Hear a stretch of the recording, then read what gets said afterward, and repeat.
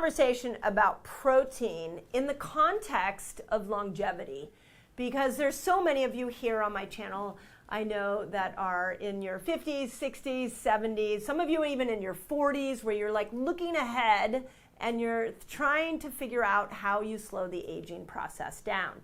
And so on one side of the conversation, we have this quest to stay young. And I love that. I mean, we should all be feeling vibrant and love living in our skin.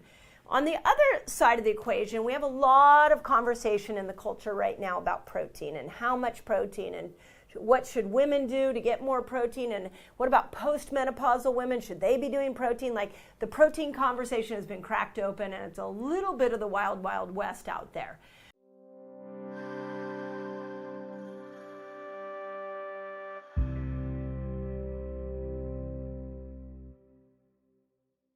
So what I really want to do in this video is talk about making sure that you are choosing a protein that supports your health, that slows down aging. And it's a very simple concept that I think at the end of the video you will really know how to master.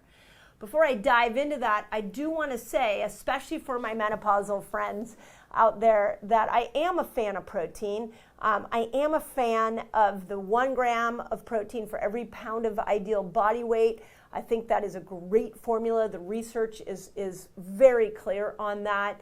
And so if you are, in those postmenopausal years and you're noticing you're losing muscle, and you're trying to build up your strength and vitality, I really encourage you first, before you go into what I'm about to teach you, I really encourage you first to think about making sure you're getting enough protein.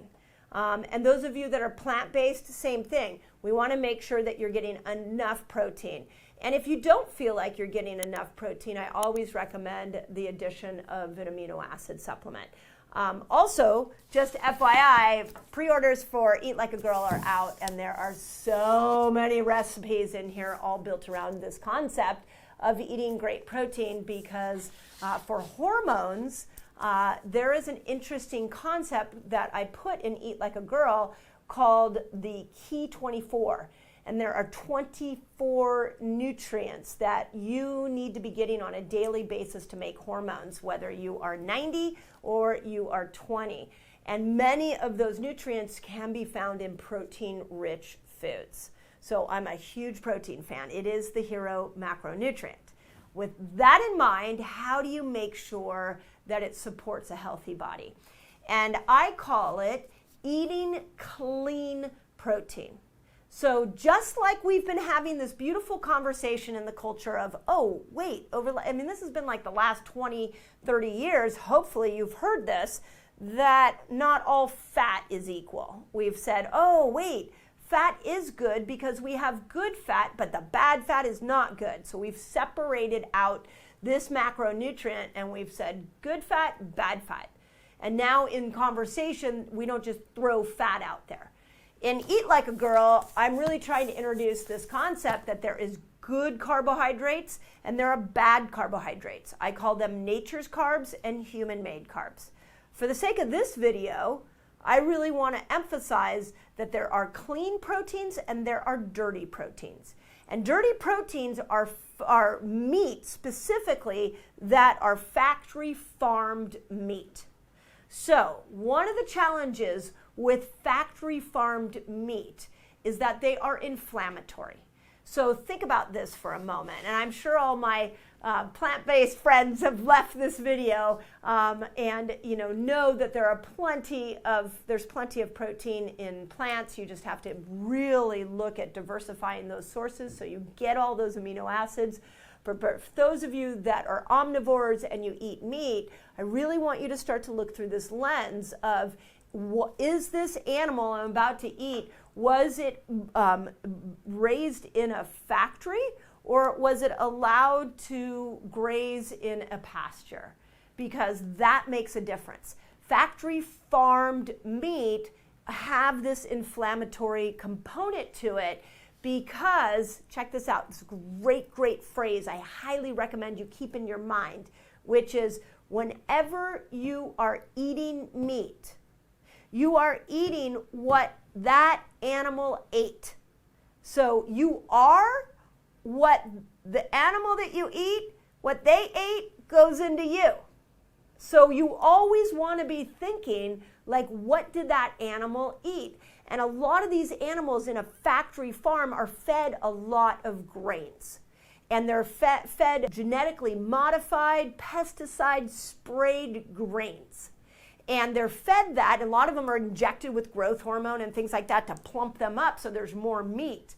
And so when you're ordering this conventional style meat or at a restaurant, or you're getting it at your grocery store, you are literally getting a package of toxins that is creating an inflammatory response in your body. I have seen this in our community on continuous glucose monitors.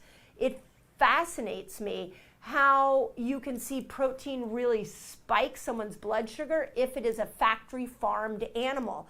Whereas then I can give somebody grass-fed meat and they don't spike their blood sugar at all. And that factory farmed meat is actually inundated with omega-3 fatty acids. So much to talk about just in the benefits of more of a grass-fed approach to the animals that you are eating. Now, there are some interesting studies on this, and I want to point them out to you, and I'll leave the links in the notes. But there was a 2023, this one I found really the most interesting to bring to you, is that there was a 2023 comparison of grass-fed and factory-farmed beef. And so they found that the factory farm, also known as conventional beef, contained higher levels of long-chain polyunsaturated fats. Check this out, that is the same inflammatory fat that you find in vegetable oil. So those of you that are out there like, I don't eat bad fats, I don't eat vegetable oil, I know it's inflammatory, my next question to you would be, well, but do you eat factory farmed meat? Because if you do, this 2023 comparison of these two types of meat is showing that that's inflammatory. So when you are eating, just so we're all really clear, when you are eating these grass-fed animals, you actually are getting a huge benefit. You're not only getting the amino acid punch, you can get the amino acid punch from the factory farm, but you're also getting an incredible increase in omega-3s, which is really powerful. You're getting also anti-inflammatory nutrients like butyrate and B vitamins. So it's a more nutrient-dense meat. So we want to avoid the factory farmed so that we can not create that inflammatory response. But we also want to lean into these grass-fed animals so we can get the added nutrient punch that they deliver along with the amino acid profile. I got another book for you. It's called Eat Like a Girl. You will now know for your feminine body how to metabolically switch. I hope it helps. The second thing, and this is something I hope you all know, but if you don't, it's really important that we talk about it.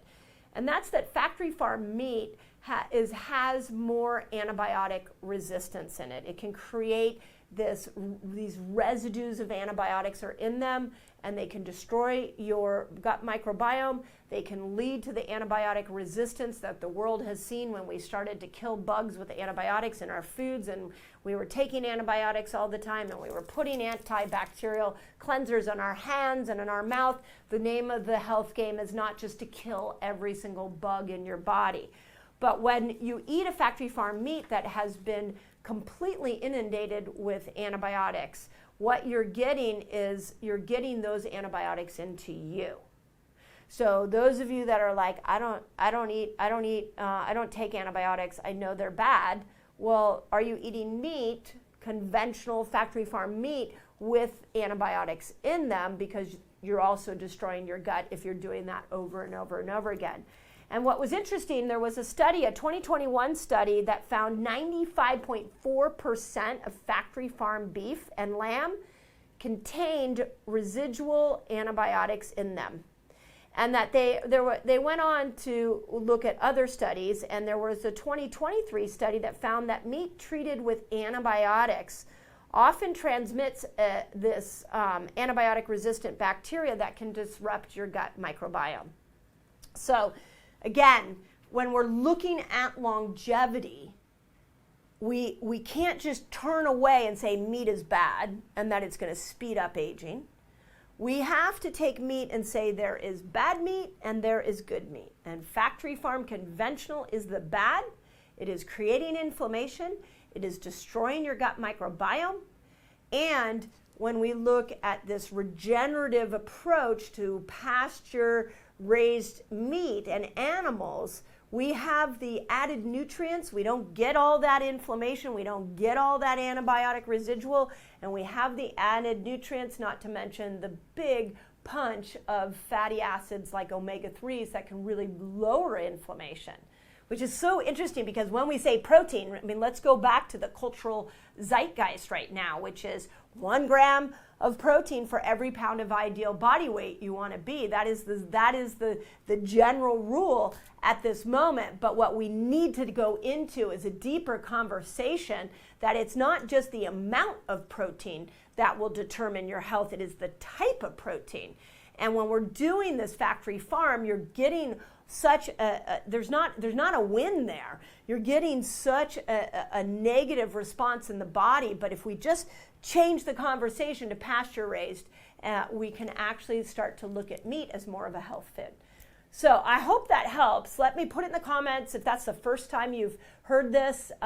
Those of you who have pre-ordered Eat Like a Girl, thank you. Put in the comments if you've pre-ordered it. I have so much on protein here. I have some incredibly delicious recipes that Chef Jeff made, who was former owner of the Valencia Gold Hotel. My celebrity chefs created some incredible recipes. And we really dialed in protein, as a team between me and Chef Leslie, who did the plant-based recipes, and Chef Jeff, who did the omnivore ones. We really sat and talked about principles like the one I'm teaching you right now and how to bring you recipes that were supportive of your health and didn't fall prey to just saying, here's protein. And so we need to have a deeper conversation if you're going to use protein as a health tool. So as always, I hope that helps. Put in the comments if this was a great educational tool for you. I do these videos for you all. I love your comments, by the way, so thank you for those of you who keep coming back and commenting. Thank you for those of you who have pre-ordered Eat Like a Girl, and let's all get healthy together. So I hope that helps. Okay, if you loved this video, you're gonna wanna check out the next video of my food series. On this video, want to talk about the healthy foods that you might be eating that will stop you from a long and healthy life.